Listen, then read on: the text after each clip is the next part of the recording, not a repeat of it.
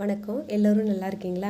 செடி வளர்க்குறதுனா எல்லாருக்குமே ரொம்ப பிடிக்கும். எனக்கு அப்படிதான். அதனால தான் வீட்டுக்குள்ளேயே நான் மணி பிளான்ட்டை வச்சுருக்கேன். இது போல் மணி பிளான்ட்லேருந்து சின்ன சின்ன செடிகள்லாம் பிடுங்கி எடுத்துங்க. ஒருவேளை நீங்கள் வச்சுருக்க மணி பிளான்ட்டில் சின்ன செடிகள் இல்லைன்னா செடியிலேருந்து கட் பண்ணி வச்சாவே அதுவும் வேர் விடும்.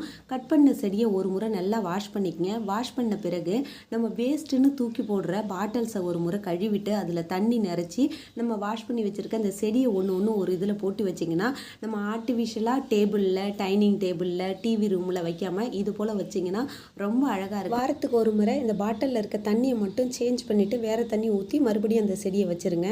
ஒரு சில நேரத்தில் நான் இந்த தண்ணியை சேஞ்ச் பண்ணுறதுக்கு மறந்துடுவேன். ஆனால் அந்த பாட்டிலில் இருக்க தண்ணி கம்மியாக இருக்கும். ஏன்னா அந்த செடி உறிஞ்சிருக்கும்னு நினைக்கிறேன். இந்த பாட்டில் ஓல்டு மங்கோடைய பாட்டில் இது என்னுடைய ஃப்ரெண்டு வீட்டிலேருந்து தான் வாங்கிட்டு வந்தேன். 2 பாட்டிலில் இதை போல் செடி போட்டு வச்சுட்டு 2 பாட்டில் டொமேட்டோ சாஸ் பாட்டிலில் போட்டு வச்சுருக்கேன். நீங்களும் இதை போல் ட்ரை பண்ணி பாருங்கள். தேங்க்யூ ஃபார் வாட்சிங். நன்றி, வணக்கம்.